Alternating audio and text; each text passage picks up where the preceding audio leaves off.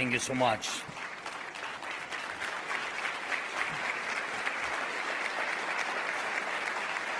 Thank you very much. Thank you very much. Too much for me.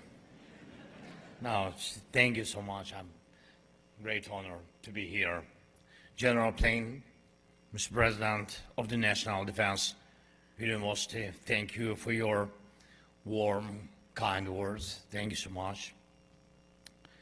I want to start by saying thanks to Secretary Austin, the huge man, big friend of Ukraine. Thank you very much for your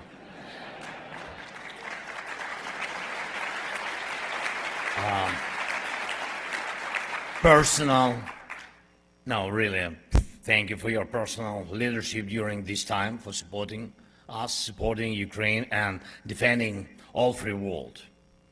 Chairman Brown, thank you for your vision and support, and special thanks to you, Secretary Del Toro and Secretary Wormuth, for all your invaluable support to the Ukrainian Navy and Army. Thank you very much.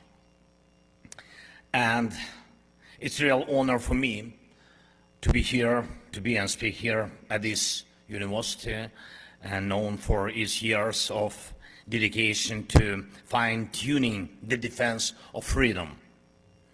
The world not just knows the names of those who've studied and taught here, it really feels the impact of the choices they've made or the guidance they have given as mentors.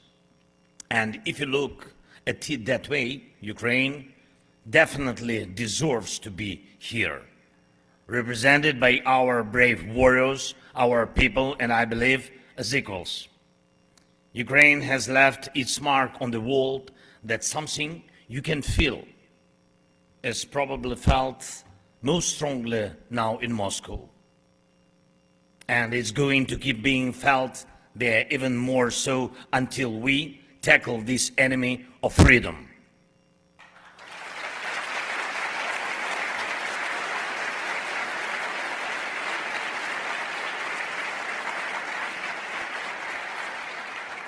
Ladies and gentlemen, in many speeches and lectures given in places like this university or similar ones, people often talk about after the collapse of the Berlin Wall.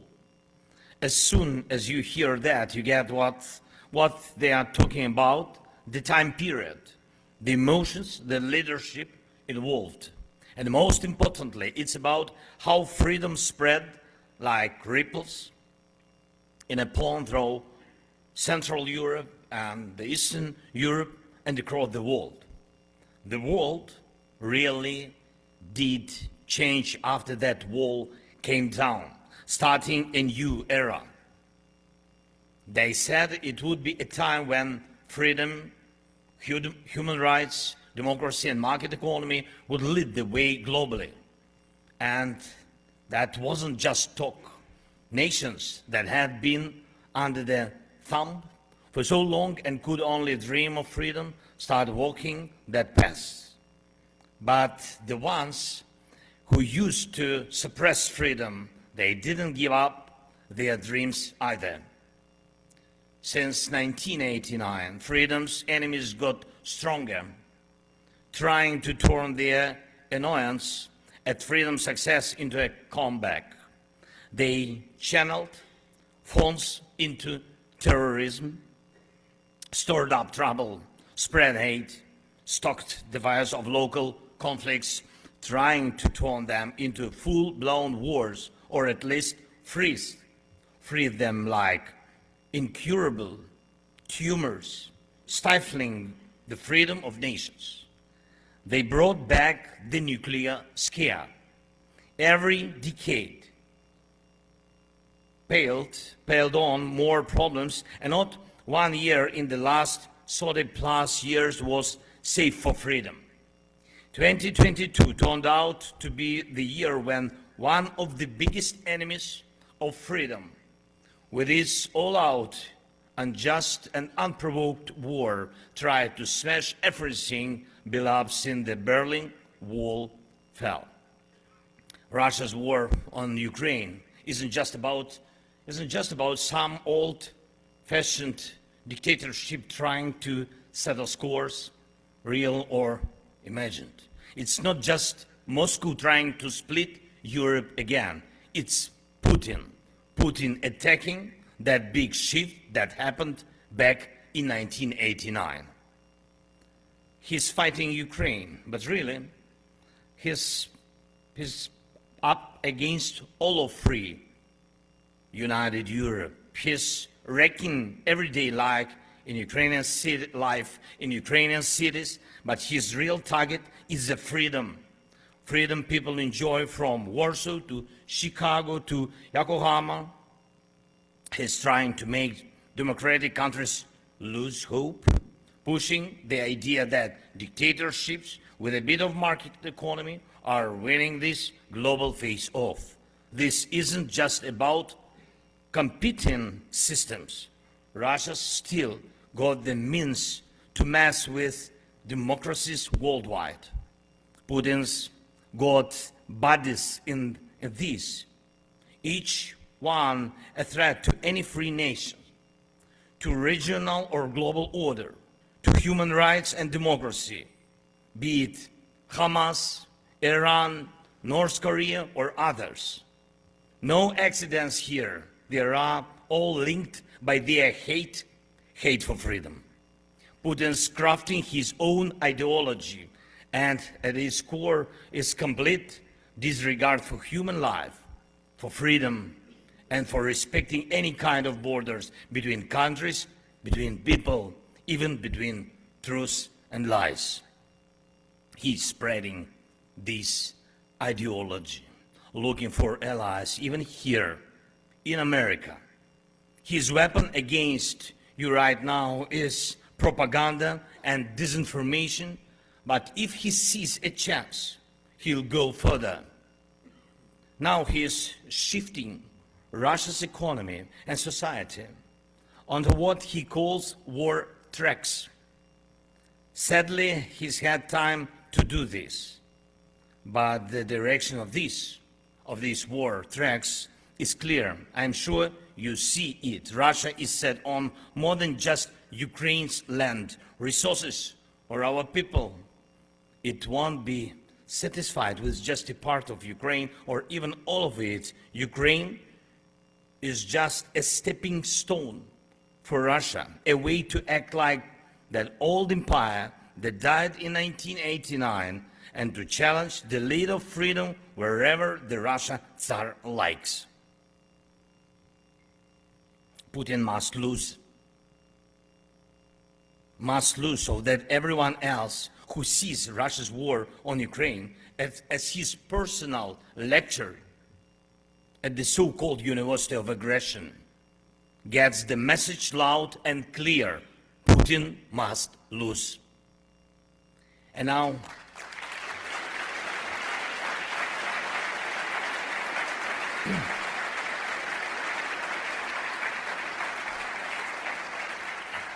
and now I want to share 3 points about Ukraine's impact. The impact I started talking about at the very beginning of my speech. First point, no matter what some tsars might want, anywhere in the free world, you won't hear phrases like after the collapse of Europe or after freedom in Europe has fallen, because you'll never hear after the fall of Ukraine.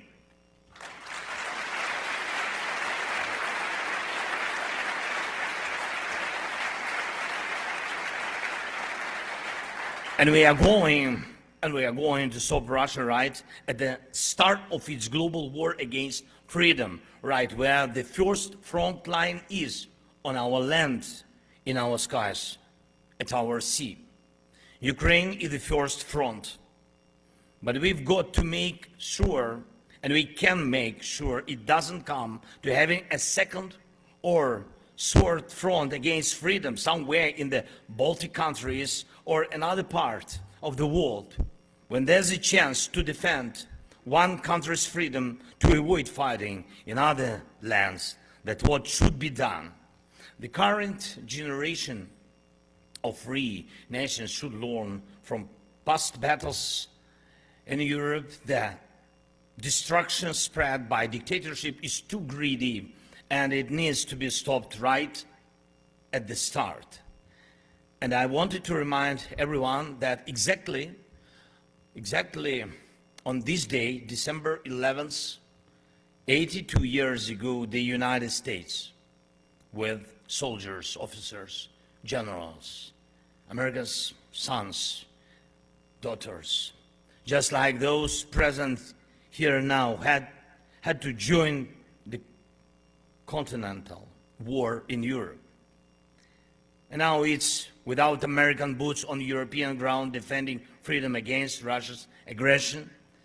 American Bradleys, HIMARS, 155 caliber artillery, ATACMS, Patriots, F-16s can get the job done in Europe. Exactly how global freedom needs it.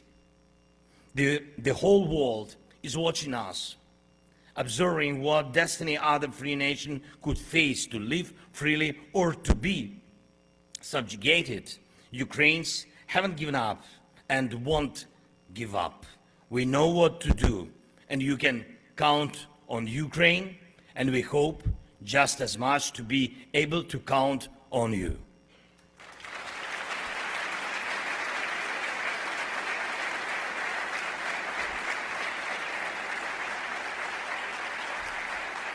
So my second point is this. There are two key things, confidence and security. They are crucial for internal stability in countries and for international peace. There's no human community where evil hasn't tried to take over at some point. Crime and terrorism are threats to any society. Aggressiveness and disrespect for freedom are unfortunately found in many parts of the world, and often hatred rules the streets and hearts. And there's no defense against this, except for these two things: the confidence of those who believe in freedom and the security guaranteed by the defenders of freedom when they come together, cooperate, and uphold rules that are mandatory for everyone. Together we must uphold the rule of law, our institutions and alliances that protect democracy and ensure security, including NATO, so that nowhere in the world, not even in the darkest corner of the planet, is there a temptation to think some other order can dominate the world other than freedom. America and all free nations need to be confident in themselves, in their strengths, in their leadership, so that dictatorships doubt themselves and their power to undermine freedom. When the free world hesitates, that's when dictatorships celebrate and their most dangerous ambitions ripen.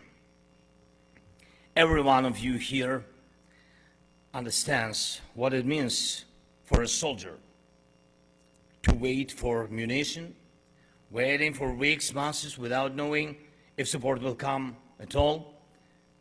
Every one of you with command experience knows what it means when instead of moving forward, you are just watching, waiting for armor or equipment while your enemy is satisfied and preparing for assaults.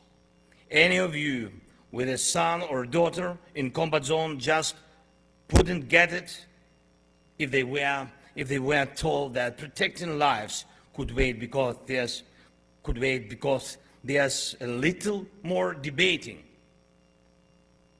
Let me be frank with you, friends. If there's anyone inspired by unresolved issues on Capitol Hill, it's just Putin and his sick clique. they see the dreams come true, when they see the delays or some scandals, and they see freedom to fall when the support of freedom fighters go down, and people like Putin shouldn't even hope to conquer freedom. And we can show our children, grandchildren, what real confidence is, as was shown to us when in Berlin the great words were spoken: tear down this wall. We need no less confidence now than President Reagan had then. And I believe this is our common goals, that the security established after 1989 is fully restored and preserved, that freedom has then proved that when its boundaries expand in one country, freedom for all people expands. And that next year, in 2024, the aggression of the current enemy of the free world begins to collapse, just like that wall. And we can make it real. So, moving on to the third point, ladies and gentlemen, our actual achievements are something to talk about. And alongside with our partners, we already accomplished more than anyone expected when Russia started this war. Ukraine is in a battle against a nuclear state and one of the biggest armies. But despite everything, we have already regained 50% of territory that Russia captured at the beginning of this war. God bless our warriors.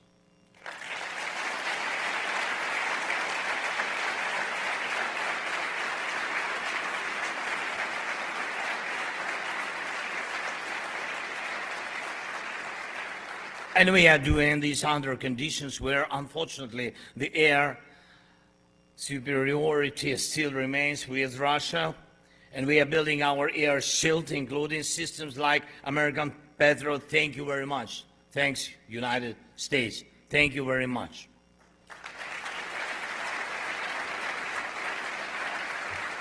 And it's really helped and helps, which protects our cities from missile attacks. Ukrainian economy has grown more than 5% this year, and it's not just a miracle, and it's the result of courage of our warriors, our entire nations, and the crucial support from America, from other global democracies, from our partners. And when cities are safe, freedom boosts the economy. And we are working with President Biden, and I'm very thankful to him, so that Ukraine and the US can produce weapons together necessary for protecting freedom. This will make Ukraine a beacon of confidence and security for all of Europe, for our now joint allies and partners. Ukraine won in the Black Sea. Yes.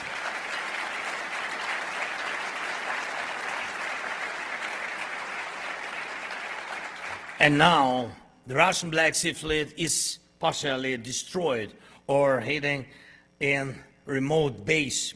Thanks to this, we've resumed our maritime exports, including food exports, protecting dozens of nations in Africa and Asia from hunger and chaos.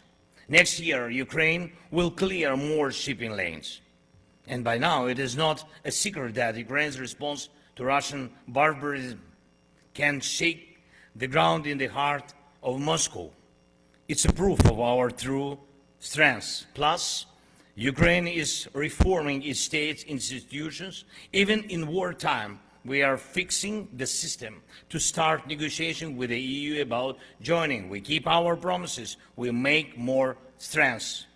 Right now, amid fierce battles, our soldiers are holding positions on the front and preparing for further actions. And we haven't let Russia score any victories this year. Yes.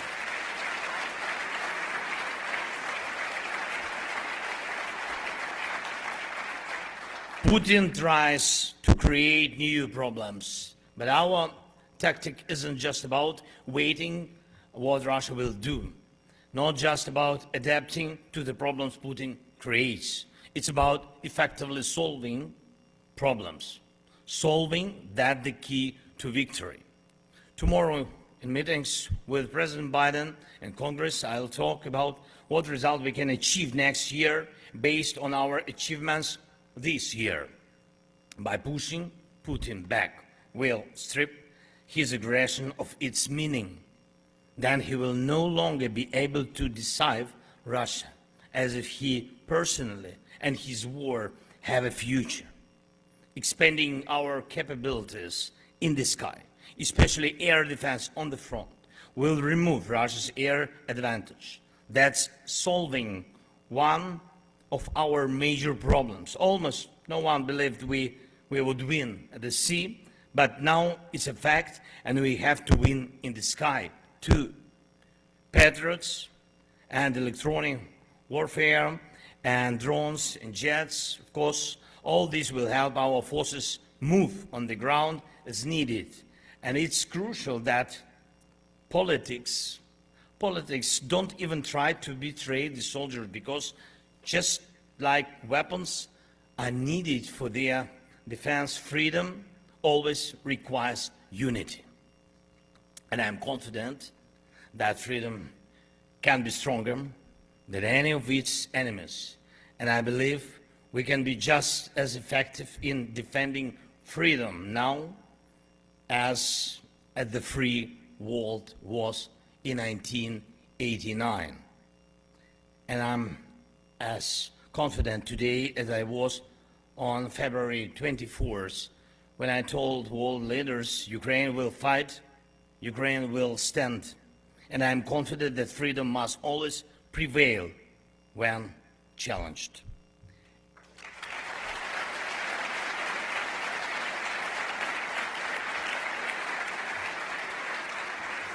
And I thank you, America, for your support.